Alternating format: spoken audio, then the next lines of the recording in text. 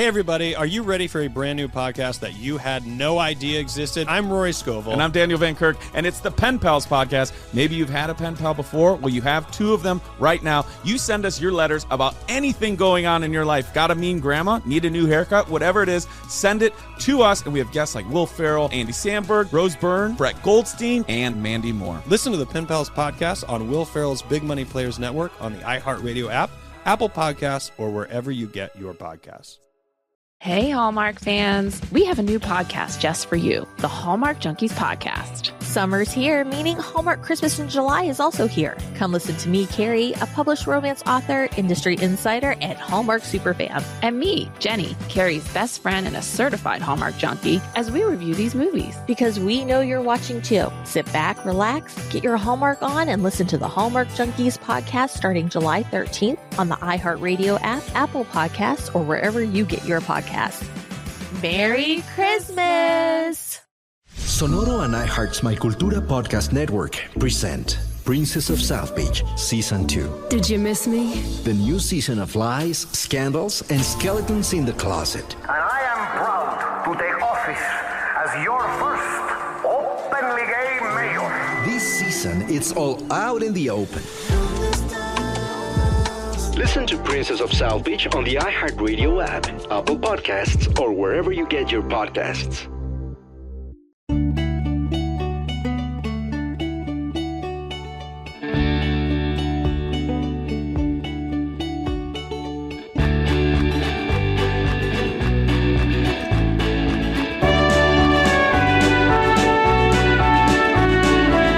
Hi, Jodie Sweeten. Hi, Andrea Barber. Hi. It's like I haven't seen you in so long. No, in like seconds. I haven't seen you. Seconds. It's been a while. Well, you know who I saw over the weekend? Who I thought you were going to say in between the recording of these two episodes, in which case I was going to be impressed. I've had a full conversation. I've baked a pizza. Like I've done everything. Just who kidding. did you see? I saw our wonderful friend Jeff Franklin at his house. Oh, he was having yay! a summer barbecue, just like a last minute thing. That's right. I wish you could have been there. I know you were on vacation though. I was. I was on vacation, and he texted. I said, I will not be there. I will be at my own lazy river. I mean, not my own lazy river. He actually has a nice lazy river at his house. I do not. But yeah, I was very sad I missed everybody. How was it? It was great. I was the only Full House cast member there, unfortunately. So I didn't get to catch up with anybody else. There was the normal assortment of like random, tangentially related people. Right, everyone that we've known for 30 some odd years. Yeah. That we see at Jeff's house all the time. Yeah. That are like part of the extended Full House family. It's totally kind of crazy. It's awesome. I love that Jeff brings people together regularly. I do too. I'm actually I'm happy he's moving back. Jeff Franklin had moved to Florida for a little while and is now coming back to LA, which I am actually very excited about because Jeff kind of has the central like meeting hub of a house. I feel like he it's often his house that we get together for barbecues and dinners and whatever, watch parties or just, movie nights and stuff. So I'm glad that he'll be back because hopefully that means that we'll be all getting together more. More gatherings, yes. Yeah. And I'm basically inviting us all over to Jeff's house. I hope he doesn't mind. Oh, he won't mind. He welcomes No. that. He's We're just moving like, in and it's going to, that's what it is. Door's always open. Yeah. And he's very excited about 90s Con. He's going to be there with all of us next month. Yes. I can't wait. Yes, it's going to be I'm fun. really excited for 90s Con. It's going to be so much fun. We had such a great time in Connecticut when we went, and it'll be really fun this time. And is Scott going to be there with us this time? Scott's going to be there. Dave's going to be there. Candace will be there, and then Jeff has his own. He has his own little booth. He has his own where booth. He's going to sign autographs. It's so great. Look at that! He's like, I'm afraid nobody's going to be in line. That nobody will know who I am. And I'm like, Jeff. Last time he came to 90s Con, we introduced him, and the crowd went wild. Wild. And if that's the case, I'm just gonna disappear for a few minutes and put on random costumes and continually stand in his line as different people. Let's do it. It's fine. Yeah, let's do it. We should all just dress up as different people and go stand I'm just going to stick a mustache on and be like, hello, sir. And then come in with a cowboy hat. Hi, can I have your just random stuff? That would make my whole day. It's a plan. Hopefully he doesn't hear this. Hopefully he doesn't hear this episode before. Right. We can enact it's going to ruin our plan. Yeah. Yes. Well, welcome back, everybody, to How Rude Tanneritos. I'm Andrea Barber. And I am Jodie Sweeten. And today we are discussing Season 1, Episode 5, titled Sea Cruise. It first aired on October 15th, 1987, and it goes a little something like this. Danny's all-male fishing trip turns into a love boat cruise, complete with a female captain and an all-girl rock band. It was directed by Tom Turbovich? Tom Turbovich. Yeah, you should be in charge of this section for sure. Tom Turbovich, the wonderful director. It was written. That's the way to pronounce it. It was written by Jeff Franklin, Leonard Rips, and Russell Marcus. And we have lots of great guest stars here. Guest starring Michelle Nicastro as Roxana, the rock star. She appeared in When Harry Met Sally, and she was the titular character in The Swan Princess. And unfortunately, she tragically passed away in 2010 after a battle with cancer. I did not know that. I did. I saw that. And she looked, her face, it was funny when I saw her. I could just be remembering her from being a kid on the show, but I was like, oh yeah, her face looked really familiar. I think it was from maybe When Harry Met Sally or something. Yeah. But yeah. Yeah, she's a great actor. She was a great actress. And I just remember seeing her on set and being like, she's so cool. She had leather bustier and the whole outfit. And I was like, that's awesome. Yeah. She looked so cool. Definitely. Also guest starring Nancy Mulford as Yvonne, the backup singer. Dorothy Park as Caroline, the boat captain. And a spoiler alert, this is the first of 2 episodes that she will appear in. And lastly, Michelle Laybourne as Vega, another backup singer. And she was the girl in Window in Die Hard. I did not know that. Cool. I thought you were going to say it was like one of those movies, like the girl in the window in the train in the house. That was probably, that's probably what her credit. It's just the girl in the window. Got it. Okay. So we open the show in the living room where Jesse is strumming his guitar, working on a new song. Joey enters wearing a very Joey-esque shirt and very high-waisted jeans. And what? Look at the mannequin. Oh, the mannequin. It's just going to be my thing. Now it's just going to be like mannequin. And you're going to know, look at the mannequin. Mannequin is wearing the same outfit. Yep. It's so mannequin. Great. I love this bit so much. We need a mannequin outfit change count, I feel like. Like, how many times does this mannequin change? We need a running tally. Yeah, we need a running tally of mannequin outfit changes. I'm fascinated by this. It's great. The amount of dedication that it took to dress this stupid mannequin. Yeah. Well, and I never really cared or noticed back in the 80s, but for some reason now, I don't think I ever noticed anyone changing the mannequin for that matter. No. Never saw who it. changed the mannequin? Was it props? Was it wardrobe? Set deck? Right? Whose union did the mannequin's dressing fall under? Or was it just Dave? Like it would be set deck. Probably set deck. Set deck with outfits provided by wardrobe. I think you've got it. Yep. You are a seasoned entertainer. You know what you're doing. So Danny enters the room walking backwards and shooting video with another very extremely large video camera. With a huge video camera. Huge. Love those things. Shoulder mounted even. Yeah. It was basically a steady cam. You needed one of those like vests to wear that camera operators wear to have those giant cameras mounted on them. Oh, yeah. He needed one of those. So he's filming Michelle, who's toddling into the room, which is so cute. Seeing it was her Mary first Kate, steps. I believe, it too. Was Mary Kate? I think it was Mary Kate. I could be wrong, but I'm pretty sure that's Mary Kate walking in. It looks like her face. Yeah. In her cute little purple corduroy dress and the pink shoes. Oh, it was adorable. It's so cute, and she's got the cutest expression on her face. She's so proud of herself. Having a blast. Having so much fun. Yeah. She's finally not in 3 diapers or in a playpen. Like, she gets to walk into a scene. Yep. I'm so proud. I'm so proud. And then she turned around and walked right out. She did. Jesse says, Danny, she's been walking for 3 days and you haven't stopped taping her. I fear for when she starts potty training. As if on cue, Michelle starts to run out of the room before Joey can catch her. And the audience roars with laughter. Like, I'm wondering, was it scripted that Michelle walks out of the room, or did Mary Kate was just like, bye, people, and run out? I have a feeling it was probably the latter. I have a feeling it was one of those unscripted baby moments. Yeah. That just was funny, and Dave picked her up and just continued with the scene, as you do when you're acting with babies and animals and things. You just keep going. You roll with it. I think it became a really cute part of the scene. I mean, I'm not sure, but it does feel like it was unexpected just because of the audience's reaction and laughter and sort of her, and also the look on her face. Oh, yeah. Had the look of a toddler that was like really excited to be kind of getting away with something and was like, I'm going to do something and like run out of the room. So cute. I agree. I think it was impromptu and it was absolutely perfect. Well, they never could have gotten the baby to do that if it was scripted. So it has to be impromptu. Right. It has to be an accident. Right. Yeah. Because, and that was also a very Mary-Kate thing. I just feel like that little look, that glint in her eye of like, I'm going to do something and turn around and run out of the scene. It was just really, very cute. So great. DJ and Stephanie come downstairs in their adorable yellow and black striped honeybee uniforms. I got so excited to see the honeybee costume. I remember the honeybee costume. I loved it. Oh, it was adorable.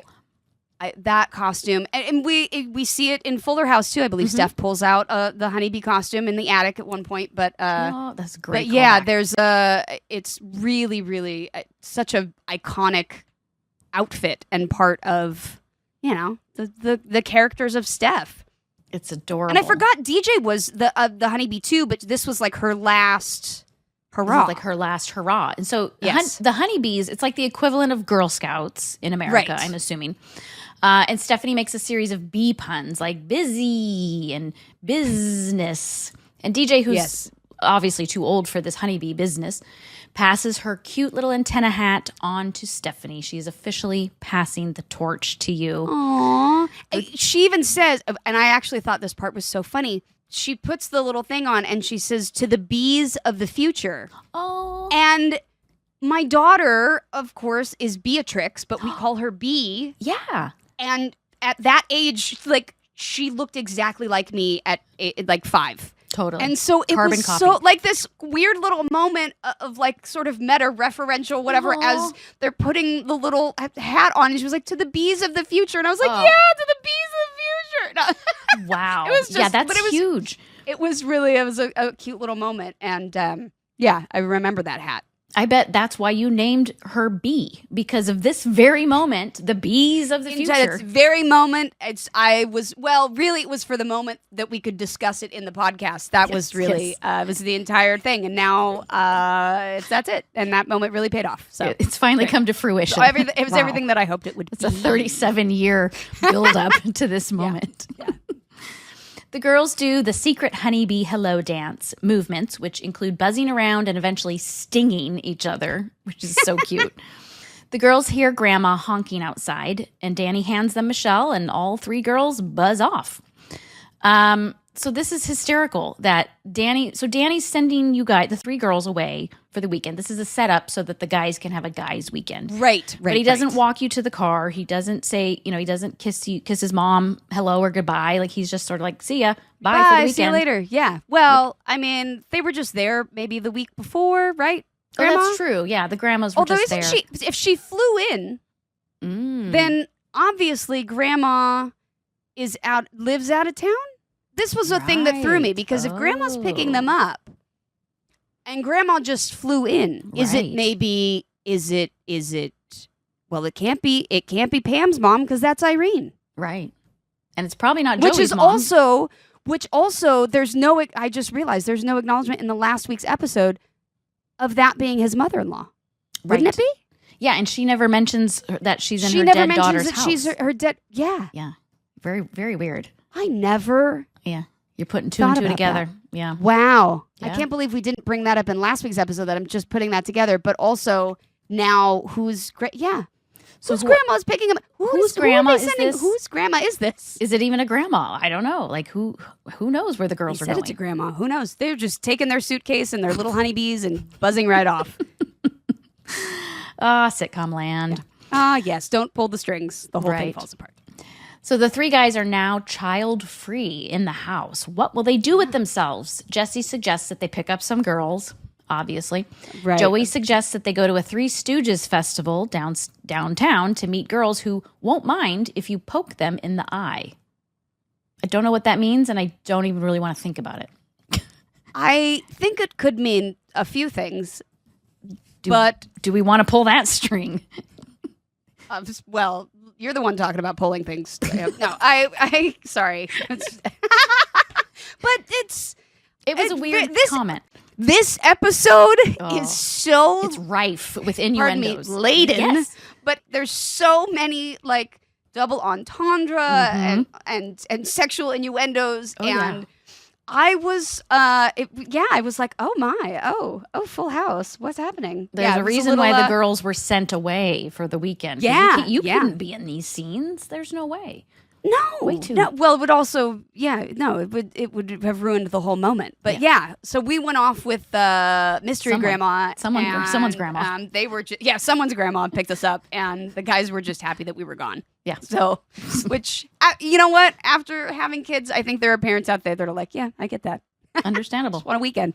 Yeah. So Jesse suggests that they go to Tahoe to see a Marilyn Monroe look-alike contest. And Danny's like, guys, we should just go out to experience some male bonding. They should go to Reno to the 19 to Miss something 86 or whatever. Oh, Hulk Hogan's ex-sister. Yeah, that one. Whatever the show she was in. Yeah. There's options. But Jesse and Joey are really not on board with this idea. So Danny suddenly gets serious and says, guys, I can't do this. It's only been 5 months since I lost Pam. Jesse and Joey finally acquiesce and agree to this male bonding. 5 months. 5 months. I always had a question. I was like, how long has it been? So it's been 5 months. 5 months. And in Pam 5 died. months, Pam's mom forgot about her and also forgot that she is Danny's mother-in-law. So, yeah. It's been a lot happens in 5 months. A lot can happen in 5 months. But my question is this a legitimate emotional moment for Danny, or is he just trying to manipulate the boys into doing what he wants? Ooh, character layers. Yeah, because I don't know. It seemed sincere, but then he ends up getting what he wants. I think it's genuine. I don't think Danny... I feel like if there were one who was going to manipulate the death of someone to work in their benefit, it would probably be Jesse who would say that. True. Early Jesse. Okay? Early Jesse. Early Jesse. The Jesse that we're seeing in this episode. Mm-hmm. But I think Danny is genuinely is having a struggle with it, 5 months. Yeah. That tracks. It's not in his character to manipulate and lie. Yeah, no, he's not. Yeah, I don't think that's him. But yeah, I definitely think he's just kind of confused. And I talked about this kind of in the little wrap up, but Bob did a really great job in this episode. So he did. Yeah. So Danny says, you guys won't even think about girls, meaning women, once you see what I have in store for you. So we smash cut to, they're still in the living room, but Danny is now in full fishing gear, carrying fishing poles and a tackle box. Wooden tackle box. Oh, it's wooden? I didn't notice that. It's a wooden tackle box. Okay? Wow. Like, Danny is really committed to this nautical theme in his house. Right. It's a wooden tackle box, which seems impractical for taking out to the ocean, but No, but maybe it was tracks, an antique. It tracks with the rest of the stuff in the house. The wooden mariner that's in the corner, the wooden, what do you call it? Yeah, Danny is living his best late 1800s mariner life. He is. Who knew that this was a thing? Danny says, let's go fishing. Neptune's bride sails at midnight. Why do they want to go fishing at midnight? That seems odd. Is that a certain type of fish that's only out at night?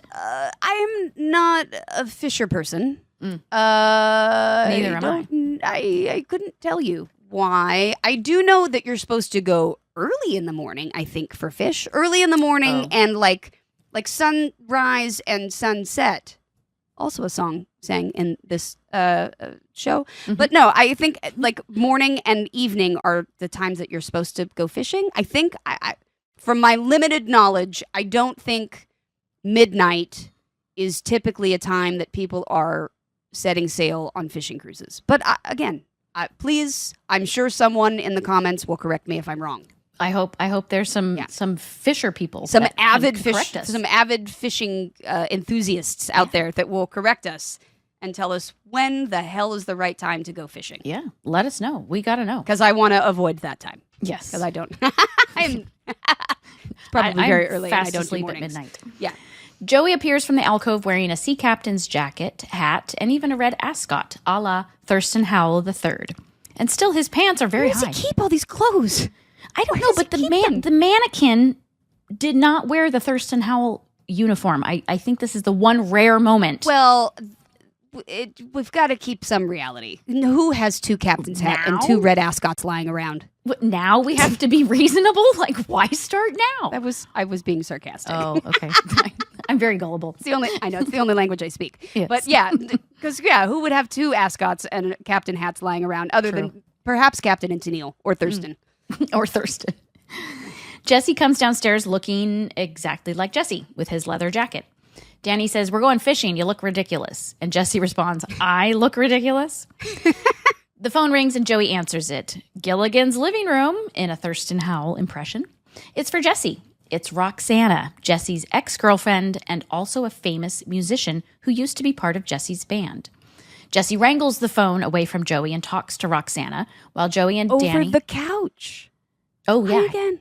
He loves using the both couch. of them. But this time Dave too, standing on the couch. Well, there's no all respect I'm for saying is furniture. later on Danny Tanner would have lost his mind True. at people standing on his couches. Yeah, I think Danny definitely put his foot down in later seasons But not on the couch. not on the couch. He put his foot down on the floor. Not on the floor where it belongs. Yes. So Joey and Danny are awkwardly hovering nearby to eavesdrop on this conversation. And Jesse on the phone says he would love to see Roxana, but he has plans to go yachting tonight. He says he'll call her in the morning. And this is really, this gives you an idea of what the show would have been like had it been Jeff Franklin's original idea of House of Comics, of three single guys living in a house together without children. Would have been a lot more fish jokes. And yes, and innuendos, I think. And innuendos for sure.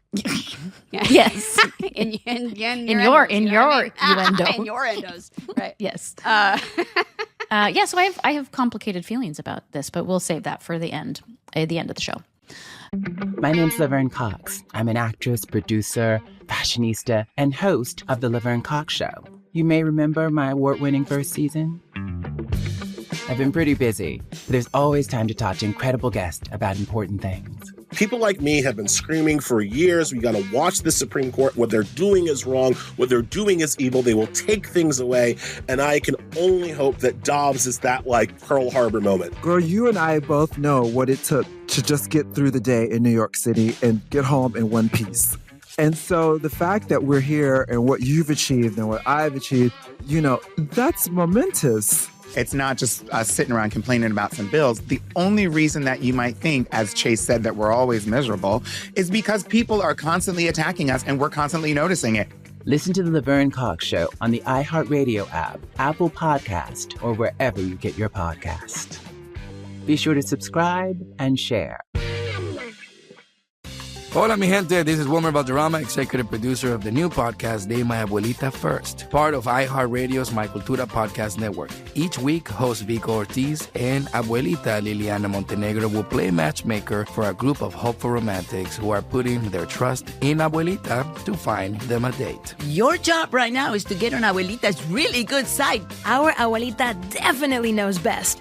On Date My Abuelita First, 3 single contestants will vie for a date with one lucky main dater, except to get their heart, they have to win over Abuelita Liliana first. Hi, Liliana. Yes, we are ready for love. Through speed dating rounds, hilarious games, and Liliana's intuition, one contestant will either be a step closer to getting that pan dulce, if you know what I mean, or a step closer to getting that chancleta. Let's see if chispas will fly or if these singles will be sent back to the dating apps. Listen to Date My Abuelita First on the iHeartRadio app, Apple Podcast, or wherever you get your podcasts.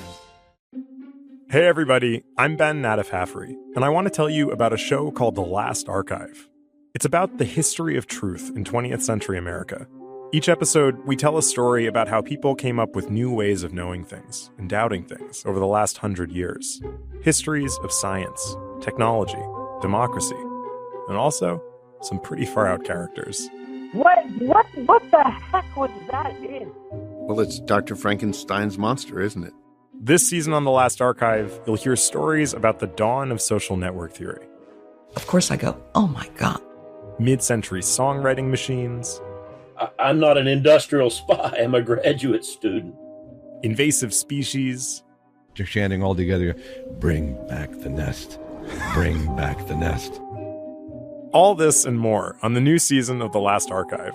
Listen to The Last Archive on the iHeartRadio app, Apple Podcasts, or wherever you get your podcasts. The next scene, we are at the boat dock. It's later that night. The guys arrive and say, "Ahoy, mateys, there she is." The men arrive, and Joey says in a pirate's voice, "Arr, I say we mount her." That joke, Joey. Well, I mean, okay, but here's it. Like, Dave would make that joke, Oh, right? 100%. I mean, now all of us would make that joke. We Yes. get it. But I, again, was like, oh, this was so, like, early Full House had some things in it that I feel like as the fandom developed, like, there may have been more, like, things that people were like, no. Mm-hmm. But, yeah, the mounting joke was, No, there. this It was episode there, is and not as family friendly as later episodes of Full House. Sea Cruise, indeed. Indeed. So where am I? Oh, yeah. Danny thinks this is great. A night of men doing manly things. Danny calls out for the captain of the boat, who's an old salty dog named Captain Jack, but who appears instead is a beautiful young woman named Caroline, who is Captain Jack's granddaughter, and she will be piloting the boat because Jack is now retired. Suddenly, Roxana and two other gorgeous women appear on the dock. We get a "have mercy" from Jessie, and Roxana just had to see Jessie one more time before she leaves on tour tomorrow, and she brought her two backup singers, Yvonne and Vega. In the best 80s gear ever. Oh, these ladies look great. Like, when they walked on screen, I wrote down in my little notes, I was like, it's almost like an 80s joke with the hair and the dresses. Like, it's so stereotypical 80s with like a side half and half and big bangs and hairspray and jewelry and corsets and like crinkly dresses. It was like they looked like they were in the movie Casino or something. Yeah. It was amazing. And I was like, wow, no, it wasn't a joke. This was dead ass serious. Like, this was hot looks for the 80s. Yeah. These aren't straight just, off like, the crimping iron. This isn't a costume party. This is actually what they were wearing in the 80s. They were like, we rock. Yeah. Yes. And they did. They are beautiful and they're rocking it. Oh, they did. They looked amazing. They looked like a great girl group. I would have listened. They did. But the ladies are confused. This isn't a yacht and there isn't a party. Danny says that they are there to go fishing. And Joey puts his arms around the ladies and proclaims, now it's a party. So they all get on this boat, this Neptune's Bride. And Jesse and Joey... wooden boat. It's a wooden boat. boat. Looks like it's from... Have you ever been on Pirates of the Caribbean at Disneyland and you know the beginning part where there's like the old man sitting in the rocking chair on like the houseboat? That's what he's it got looked the like. dog. Yeah. He's got, it does look I was like that. Why is this boat and Danny's tackle box from like the 80s? What? It's from 1887 is what's happening. It's like I was very confused as to how this thing was staying afloat or what it was made out of and why. And yeah, it was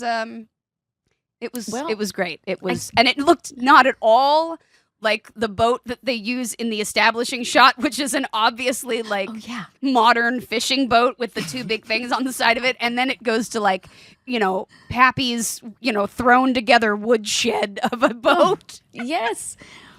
I get it. They have limited space. They're trying to replicate a boat on a stage without water. But it was very much like, this is a boat.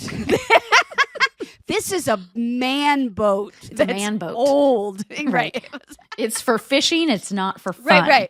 Right. There will be fishing. no partying on this boat. Dirty boat. Right. It was just very obvious and wonderful, and I loved it. It was so great. Yeah, it was great. Jesse and Joey are toasting the ladies with champagne glasses. Captain Carolyn thanks Danny for helping her with the anchor. Danny pulls Jesse and Joey away from the ladies and declares that it's time to go fishing. Jesse is not thrilled. Danny tells Jesse to pick out a fishing pole and describes the features of each pole. Jesse really doesn't care about any of this. So Jesse walks over to Roxana and points out that there is a full moon tonight. Roxana remarks that there was also a full moon on the last night they were together in Big Sur. What do you bet Dave was standing off stage and mooning everyone when they said that line? The full moon? Oh.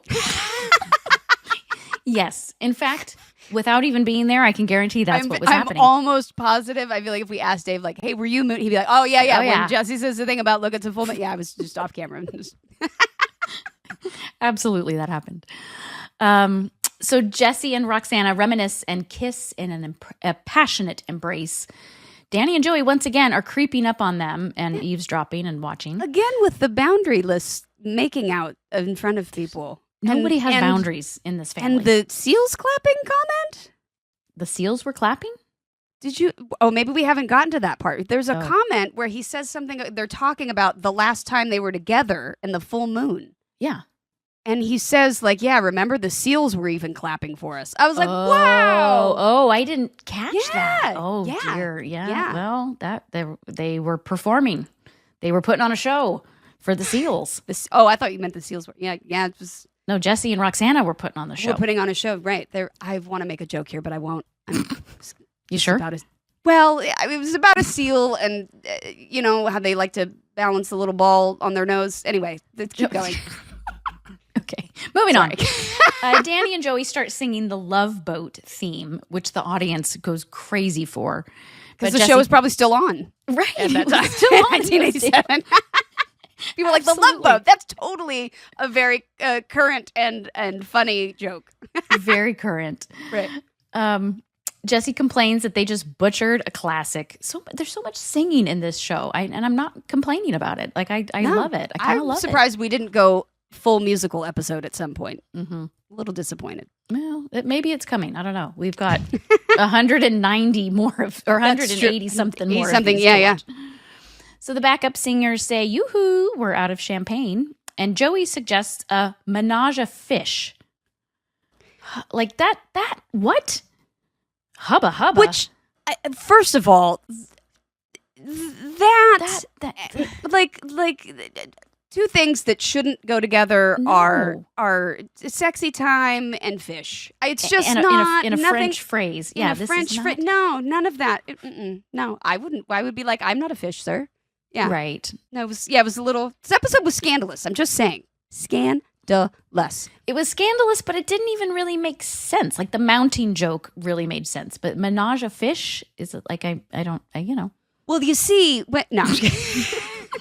There's a lot of directions. Yeah, no, I wrote it down. I was like menage a fish. I was like that one felt like a stretch for me. It felt like a stretch for me too. Yeah, and the backup singers. The backup singers are keeping incredible balance in their very high heels on a wooden boat.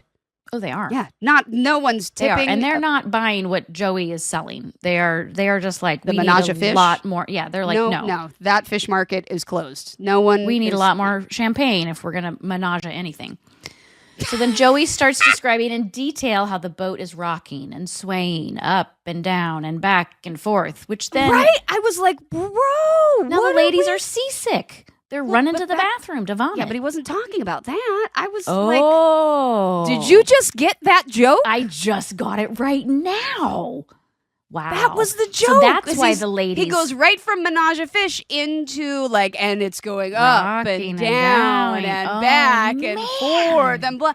And then they get nauseous, and Joey thinks it's because they are nauseous at the idea of being with him, but really it's that he's triggered the seasickness in them. Oh. See? Yeah. Well, I thought they were seasick from him describing the rocking. No, he was from. That is the surface joke. The underlying joke is that he's meaning like, let's get down and, rock this boat. Rock the boat. And they're nauseous. And so to him, he has that moment of like, oh, wait, it's me. They're nauseous at the thought of me. Well, then stop making these jokes, Joey. Come on now. Read the room. Yeah, I was a little nauseous at menage a fish. Just purely for I was like, no, that one's not good. I would have run off also. I would have run off vomiting as well. And they ran off well, again, in heels. On a swaying boat. Yeah, their balance is fantastic. So Danny and Carolyn are setting up to fish, and Danny tells her that he is very prepared with his lucky pole, lucky hat, and his lucky underwear with little sharks on it. Is it me or was I the only one that went places with that? The lucky pole, the lucky hat, and his lucky underwear? I'm just sorry. I'm sorry. This episode is laying into these entendres. I can't help that was what I thought was like, is that what we're really talking about, or are we meaning something else? Or I'm just I'm the problem, which could be both. Yes, you are the problem. But in this episode, no, it's not. No. It's not just you. Like every other joke is a sexual innuendo. I think that was the joke they were going for. Yeah. Oh man, I just thought it was Danny also had no game. Like none of. Well, like I think Danny that's and I think Joey that's don't part have of it game too at all. Maybe I just feel like I know what Bob and Dave and John were actually thinking about the jokes, and that's what it is. I know that's probably what they were thinking. Yes. And so and I'm like, yes. That's why your brain's going there, because you know that their brains were already there. Right. Exactly. Absolutely.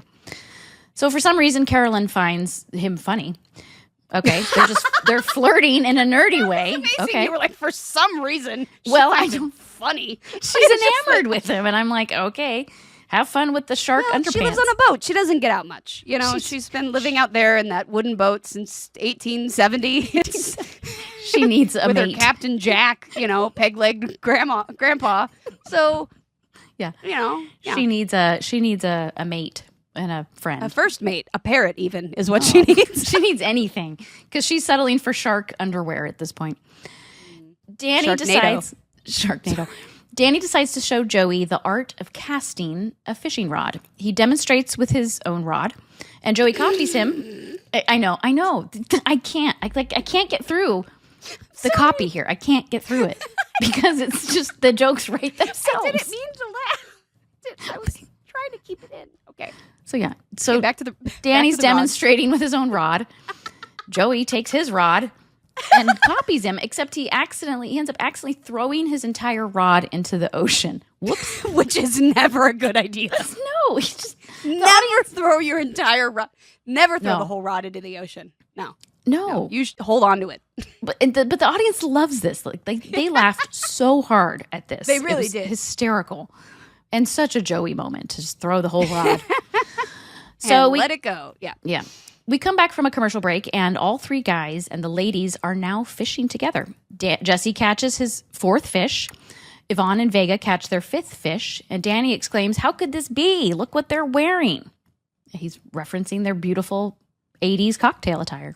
Maybe it was the reflections. The fish were attracted to them. Ooh, I mean, in my limited fishing knowledge, I do think that lures have like little shiny things on them because the fish are like, what is that? So maybe if Danny were doing all of this in patent leather high heels and a shiny dress, then it might have gone better. He needs a cocktail dress. Next time. Jesse catches yet another fish and complains how boring this is, just catching fish after fish. And a frustrated Danny says, "Will you shut up?" Danny's the only one that's not catching anything. Jesse and Roxana flirt and reminisce about her success as a singer. Roxana breaks into song, singing "Rockin' Robin" by Bobby Day. The backup singers join. Love that song. Oh, yeah. And the three men start singing. Everybody on this boat is now choreography, musical moments. Yeah. It's all there. It's a moment, and I love it. And Jesse and Roxana really have great chemistry here. Like, I can believe that they were once a couple because Jesse's the only one that has game, and he's the only one that's catching women, really. And fish. Yeah. But Danny's not catching anything, not women or fish at this point. Well, no, he's catching a woman. He just doesn't know it. He doesn't know it yet. That's right. He's focused on his rod and his shark underwear. I can't. So the song ends, and Danny returns to fishing, and something is caught on his line, finally. But Danny gets pulled into the ocean, and Joey immediately jumps in after him, claiming, "I'm coming for you, beanie boy." The ladies awkwardly look at Jesse, who realizes they expect him to jump in too. So he begrudgingly takes off his leather vest and boots. And wallet. And a wallet. We don't know never if actually jumps in. I don't think he actually jumps in. No, we don't see, but I don't think he actually did. So I'm going to venture to say here that people did not get the Beanie and Cecil joke. I didn't. Okay, because I think I did, because he makes a reference, I think, in the beginning of the episode when they're talking about like their male bonding, and Jesse's writing the song, and he says something about what rhymes with something, and he's Lamborghini. Like, what rhymes with Lamborghini? Yeah, he's like Cecil and Beanie or whatever. And I think I think Beanie and Cecil was like an old sort of Howdy Doody era-esque cartoon, like a little duo. But I think that was that. But then I don't know if that was the joke that he was referencing when he said, "I'm coming for you, Mr. Beanie," or maybe Danny wears a beanie that we don't know about in previous scenes. I don't know. I think that's as good as a guess as anything. Like, why else would he make that joke? Yeah. It must be a callback. I don't know. Unless someone else has a different interpretation of that joke. Write in and tell us, please. Write in, please write in and tell us. I'm open to hearing it because that's where I went with it, and I could be wrong. I love it. That went straight over my head, so I'm happy you shared that with us. Yeah. Thank you. My name's Laverne Cox. I'm an actress, producer, fashionista, and host of The Laverne Cox Show. You may remember my award-winning first season. I've been pretty busy, but there's always time to talk to incredible guests about important things. People like me have been screaming for years, we got to watch the Supreme Court. What they're doing is wrong. What they're doing is evil. They will take things away. And I can only hope that Dobbs is that, Pearl Harbor moment. Girl, you and I both know what it took to just get through the day in New York City and get home in one piece. And so the fact that we're here and what you've achieved and what I've achieved, that's momentous. It's not just us sitting around complaining about some bills. The only reason that you might think, as Chase said, that we're always miserable is because people are constantly attacking us and we're constantly noticing it. Listen to The Laverne Cox Show on the iHeartRadio app, Apple Podcast, or wherever you get your podcast. Be sure to subscribe and share. Hola, mi gente. This is Wilmer Valderrama, executive producer of the new podcast, De My Abuelita First, part of iHeartRadio's My Cultura podcast network. Each week, host Vico Ortiz and Abuelita Liliana Montenegro will play matchmaker for a group of hopeful romantics who are putting their trust in Abuelita to find them a date. Your job right now is to get on Abuelita's really good side. Our Abuelita definitely knows best. On Date My Abuelita First, 3 single contestants will vie for a date with one lucky main dater, except to get their heart, they have to win over Abuelita Liliana first. Hi, Liliana. Yes, we are ready for love. Through speed dating rounds, hilarious games, and Liliana's intuition, one contestant will either be a step closer to getting that pan dulce, if you know what I mean, or a step closer to getting that chancleta. Let's see if chispas will fly or if these singles will be sent back to the dating apps. Listen to Date My Abuelita First on the iHeartRadio app, Apple Podcast, or wherever you get your podcasts. Hey everybody, I'm Ben Nadif-Haffrey, and I want to tell you about a show called The Last Archive. It's about the history of truth in 20th century America. Each episode, we tell a story about how people came up with new ways of knowing things and doubting things over the last 100 years. Histories of science, technology, democracy, and also some pretty far-out characters. What the heck was that in? Well, it's Dr. Frankenstein's monster, isn't it? This season on The Last Archive, you'll hear stories about the dawn of social network theory. Of course I go, oh my God. Mid-century songwriting machines. I'm not an industrial spy. I'm a graduate student. Invasive species. They're chanting all together, bring back the nest. Bring back the nest. All this and more on the new season of The Last Archive. Listen to The Last Archive on the iHeartRadio app, Apple Podcasts, or wherever you get your podcasts. So the next scene is in the kitchen. It's the next day, and the 3 guys and the ladies are all at the kitchen table eating breakfast. Wait a minute. Where did they sleep? Fish, for breakfast. They didn't. That's why they're still in the same outfits. Looking so they didn't fabulous, even sleep. by the way. No, they didn't sleep. They pulled an all-nighter on the wooden boat? Yeah, because remember, the boat didn't take off till midnight. Oh. They didn't even get out there till midnight. They've been fishing all night and now are apparently grilling up fish at 7 or 8 in the morning, which I'm sure smells lovely in a house, because that's what I like to wake up to. Forget bacon. Give me fried fish in the morning. Who needs coffee? We have fish. And they still have their pumps on. There's not a run in anyone's pantyhose for being caught on a splinter in that wooden boat. Nothing. Really, everyone has survived the night looking fabulous and having a really great breakfast. It's all that fresh air, that salty sea air. Yeah, they're rejuvenated. the salty sea air has really done wonders for them. I love it.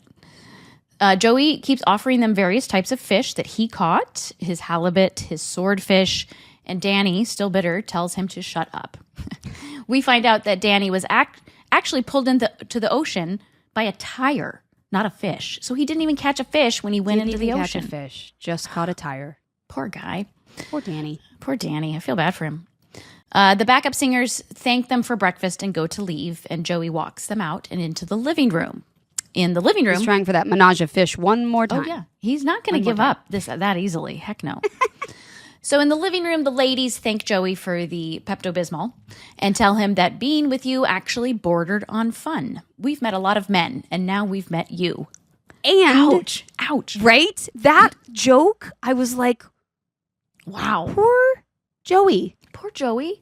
But mannequin, if you notice in the background, wait, Joey and the mannequin are now wearing the same outfit. The sea captain, the Thurston. No, Howell? he's not in the. No, because he remember, changed. Joey went in the water after Danny, so he's changed. But someone has also changed the mannequin.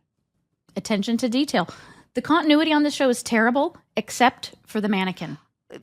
No, and that's saying nothing about Patty Passarelli, who was our lovely scripty. But of course, the mannequin. I will say the mannequin was on point always. But it raises so many questions for me. Did they come home? Was while the fish was cooking, was he changing the mannequin? Yeah, when did he have Were time? the two backup singers helping him change the mannequin? Was that why they were like, now we've met you because you have a mannequin that wears the same clothes? I mean, there's a lot happening. That explains a lot. That explains a lot. Actually, I don't know that it explains much. I have actually a lot more questions, really, from all of this. But anyway. Anyway, they both kiss Joey on the cheek and say goodbye. Jesse and Roxana are also saying goodbye to each other. It feels like we're always saying goodbye. Roxana invites Jesse on the road, and he asks to join your band, to which Roxana replies, well, no, they're an all-girl band, so he would just be there to be with Roxana. And Jesse is very offended. He's like, to do what? To carry your bags? To tune your guitar? Jesse is not into this, and he's not into following her around like a puppy dog. I was a little disappointed. I was like, why are you so mad, bruh? Bruh. Right. Yeah. Why is he so angry at this lovely invitation? Well, again, this sort of, this is it's the 80s, and it's that very stereotypical sort of gender role in that Jesse thinks he should be the star and not the other way around. Wow. And so, yeah, I actually wrote down, I was like, Jesse's kind of misogynistic in this episode. Like, it's a little bit like he doesn't want her career. He wants to be the one with the career. And which, look, I mean, that happens. It happens. Yeah. Understandable. But I was like, Jesse, be supportive. If you really like this woman, don't use her for your career, sir. Yes. Be supportive. Go on tour. His level of annoyance is disproportionate to her offer. Like, he could have just said, oh, thanks, but no thanks. Instead, he goes off on her. Well, he goes, yeah, again, it's a little, I was a little like, no, this is not how we do. This is not how we do. It's not how you win over a woman, that's for sure. No, not that, not mannequins, not menage a fish, none of those things. If anyone out there is listening, those are not the ways in which to flirt with women. Please don't do that. Yeah, this is a statement. This whole episode is a how not to land a date. Right, how not to. Yeah. Mm-hmm. We cut back to the kitchen where Danny and Carolyn are drying the dishes. They mention what a great time they had, and Carolyn offers to make Danny dinner sometime. Danny is uncomfortable with this proposition. He starts to tell Carolyn why this whole thing was a big mistake while Joey observes this interaction from the background. Danny tells Carolyn that she should leave, and he ushers her into the living room. In the living room, Jesse is still mid-fight with Roxana. He's not letting it go. He won't let it go. He starts to usher her out of the house when Joey interrupts and calls for a meeting between the three guys in the kitchen. The three guys leave the women and go back into the kitchen.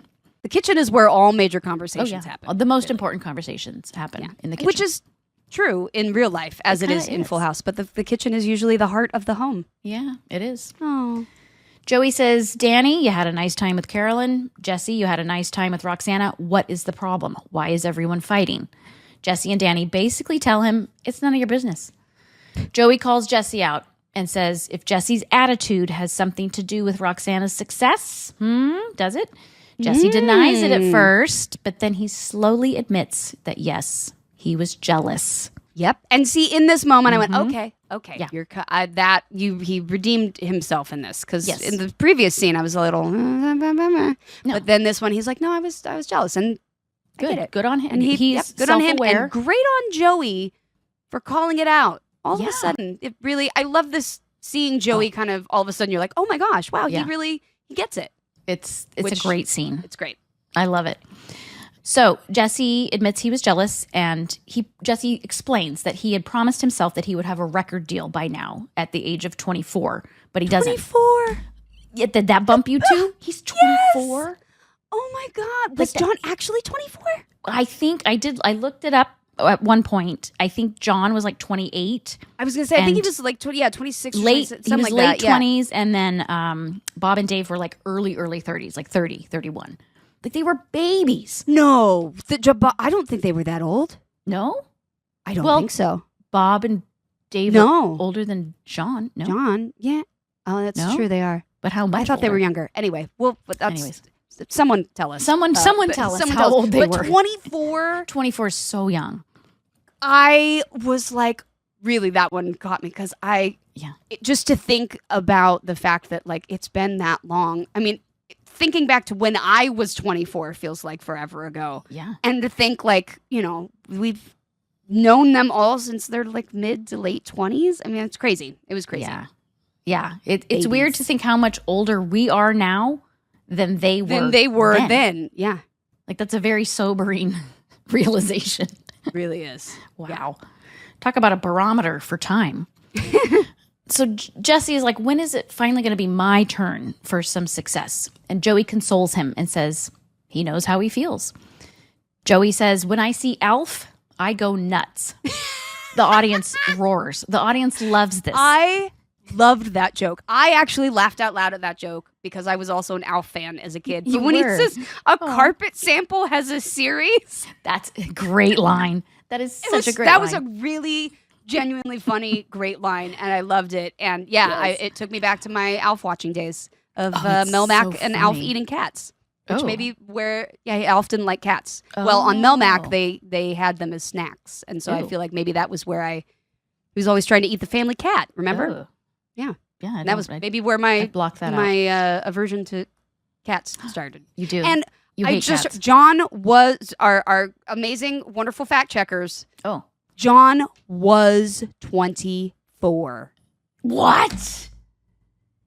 My mind John is blown. Was 24. He was an embryo. He was a baby. He was a baby. Wow. That's incredible. Look at that skin, that hair. That's wild how long we've known him. Yeah. Like, this is a lifelong friendship. Yeah. Wow. That's crazy. Incredible. Incredible. So Joey tells Jesse, hang in there. We are going to make it. And Jesse absorbs this sentiment. Then Joey turns to Danny and asks, why are you upset with Carolyn? And Danny admits that he likes Carolyn, but it scares him. Cue the violins. I think this is the first time we've had violins since the pilot. Yes, violins and a synthesizer. I listened to the music. I was like, oh, yeah, we've got a little violin, a little 80s synth going on here. Yeah. It was very, very great 80s sound design. So this, this is an emotional moment coming up here. It Danny's really was. Danny's processing a lot. Yeah. He is. It was a lovely scene between the three guys. I despite all the other problematic things in the episode, this moment really got me. They got it right. They got this scene very right. Mm-hmm. Danny says, everything is so hard and so confusing since Pam died. And Joey says, I know how tough this has been on you. That's how life is. It's a struggle. But what helps you get through the struggle are the people by your side. Joey tells the guys, don't push people away just because Jesse's frustrated with his career and Danny isn't ready to date yet. You're throwing away what could be great friendships. Jesse is a little surprised by this twist and asks, is this the same guy who spends hours trying to perfect underarm noises? I was surprised too. I'm like, where is this coming from, Joey? Right? Like right? so much Yeah, insight. Joey all of a sudden, still waters or loud voices run deep. No, I don't think that's the saying, but yeah. Yeah, no, this is a great moment between the three guys. And Jesse asks, where is this coming from? And Joey says, from my heart. But then he admits he had help. by saying, it's actually from the Scooby-Doo episode that I watched last Saturday morning. Of course. Right, where he tells Scrappy-Doo that, yeah, it was great. Can't have just a wonderful heartfelt moment. You got to throw in a Joey zinger right there for sure. At the end. But I feel like there's this. It comes to a really lovely Joey Jesse hug. Kind of it's not the first Joey Jesse hug, but it really is. It's a moment we see Jesse kind of taking it in, and really in that moment transforming and liking Joey a little bit, and kind of that little tough exterior, that tough leather exterior of Jesse's. Oh yeah, might we're be chipping softening away up just a little bit. Chipping away at that exterior. And I think, this is the first time that they're becoming friends. Like Joey and Jesse are just kind of tolerant of each other up until this point, but it's this moment where I think they become friends, like good, deep friends. Right. Yeah. Well, I think Joey's been trying to be friends, but he's kind of like, silly and whatever, and Jesse just thinks he's too cool for that. But I think this moment he actually realizes, like, you know what, maybe there's more to this mannequin changing guy than meets the eye or the elf. Or the elf. It's so sweet. So Danny summons Carolyn back into the kitchen, and he apologizes for flipping out, and he admits he's just not ready to date yet. Can we just be friends? Carolyn thinks that would be great and hugs Danny, and it's worth noting that he's still wearing his wedding ring in this episode. Yeah. I didn't notice that either. Yeah. Well, it's only been 5 months. Of course you're not ready to date yet. That's right. Okay. Yeah, that's totally okay. I didn't notice. Something you noticed, and I did not. That he was wearing his wedding ring. Yeah. Danny's not ready to let go of Pam yet. No. It just touches my heart. Okay. Well, now we go back to the living room, and Jesse apologizes to Roxana for acting insanely jealous. Good. As he should. He should. There we go. He says he can't go touring with her because he's got to be freewheeling, got to be living on the edge. At that moment, DJ and Stephanie return. They come through the door still wearing their honeybee uniforms. Stephanie asks Jesse for help taking off her stinger. Jesse starts to help, and then he turns to Roxana. He catches himself and says, well, I'm living on the edge of cuteness. And that's our show.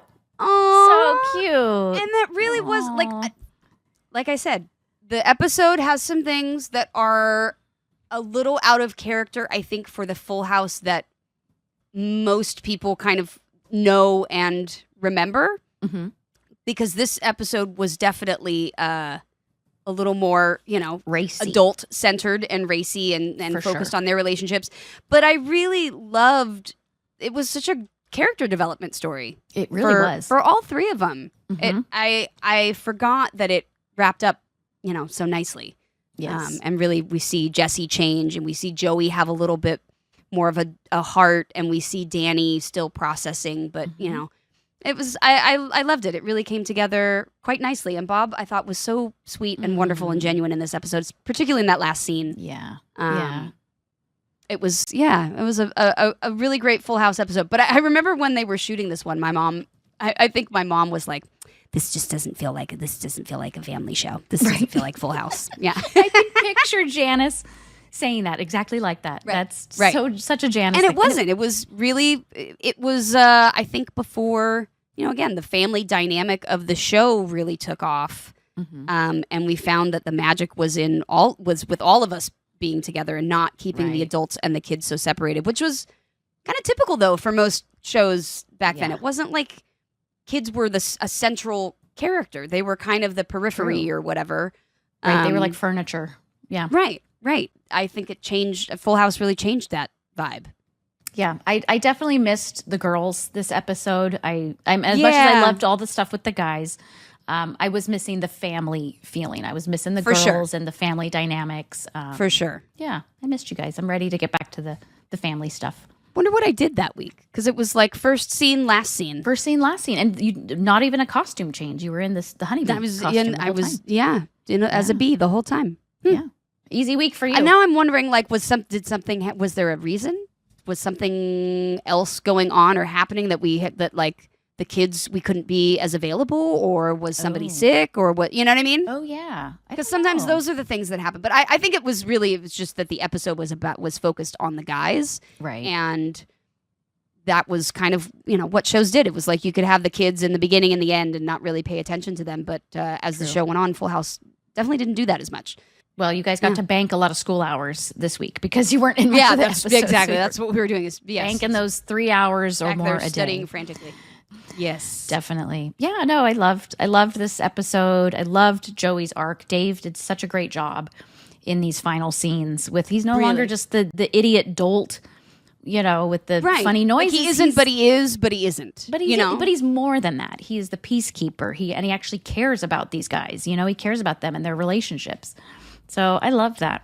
I did too. I thought it was it was a nice way to kind of keep their growth happening. And again, going back and watching this, even I forget who these characters were and what the stories were in the beginning and how that shifted over time, how we really found the characters and where they lived kind of in their, delineation from each other. It was really, really a good show. But yeah, the fishing cruise in heels with the musicals and the 1870s boat fishing tackle was. Do you think was this the precursor to the Fuller House episode where we did the 70s cruise with Lee Majors? I don't think it was. Was this the episode that inspired the Fuller House? Maybe it was like, let's send the girls on a cruise, or maybe it was just that thing that you're like, I don't know, throw them on a boat and let's see what happens. Where we have no other writing ideas, an episode, right? Just put them on a boat. Right. Yeah, I'm not sure, but it definitely there's a kind of a through line there, with the three of us on the boat. Yeah. Although our boat was a little more level and definitely more modern. Definitely more modern, and and did not have. Although I feel like some of the same people were probably manning that boat, and were now on the 70s cruise in their 70s. Yeah. So. Oh yes, definitely. Oh dear. And there were no musical numbers on the 70s cruise. I don't think. Not that I can remember. There was no song, dance, choreography. Are you sure? Yeah, there was. There was? Yeah, there was. Did we do a dance? The end of that in our 70s outfits. Mm-hmm. Didn't we do some? Wasn't there some sort of a dance or a something? All I remember is spraying that there was like a hairspray. montage. There was a montage. There was definitely a montage, but there was a montage. We were like Charlie's Angels looking. We're getting really off topic now, but yeah, we are. But anyway, whatever. It doesn't matter. We're not there yet, but yes, I think there was, because boats always need a musical montage. It's kind of mandatory. Everything needs a musical montage. In fact, I'm going to finish recording this today and go have a musical montage by myself in my house. Please record that and send it to me. I will. Please. I will. I'm going to dress the dog up in various 80s outfits, and we're going to pretend to clean the house because no one's watching. Love it. Oh, it's so great. Well, Jodie, I loved going over this episode with you, reliving these moments. So great. Fun, and we can't wait to hear everyone's comments. If you have figured things out about the show, if you have noticed things, if there are some everywhere you look moments that we have not looked everywhere at, please make sure and leave them in the comments. Follow us on Instagram at How Rude Podcast. You can also email us howrudepodcast@gmail.com. We look forward to hearing all of your comments and questions, and we hope you're enjoying this ride along with us on our own little sea cruise through the Full House years. Oh, that's a great way to end it. Love it. Yeah.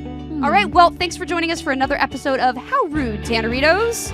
We'll see you next time. See you next time. Bye. I'm going to go watch Alf right now.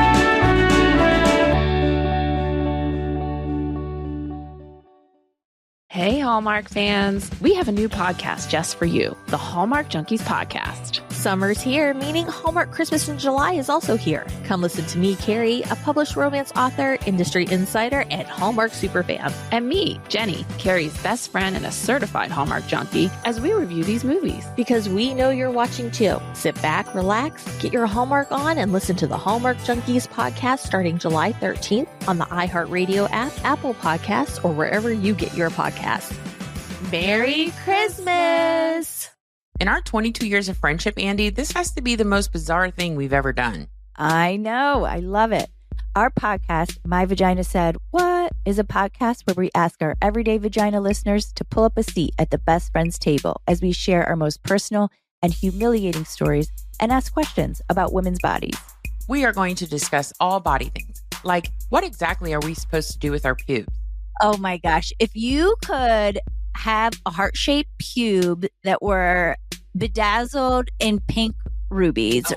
Perimenopause? I feel right now justified. I'm going to start my own personal movement. I'm going to start blaming anything that goes wrong in my life on perimenopause. Leg hair too long? Perimenopause. Don't have the will to clean? Perimenopause. Exactly. Our whack periods, boob issues, and so much more. Listen to My Vagina Said What podcast on the iHeartRadio app, Apple Podcasts, or wherever you get your podcasts. What? Hey, everybody. Are you ready for a brand new podcast that you had no idea existed? I'm Rory Scovel. And I'm Daniel Van Kirk, and it's the Pen Pals podcast. Maybe you've had a pen pal before. Well, you have two of them right now. You send us your letters about anything going on in your life. Got a mean grandma? Need a new haircut? Whatever it is, send it to us. And we have guests like Will Ferrell, Andy Samberg, Rose Byrne, Brett Goldstein, and Mandy Moore. Listen to the Pen Pals podcast on Will Ferrell's Big Money Players Network on the iHeartRadio app, Apple Podcasts, or wherever you get your podcasts.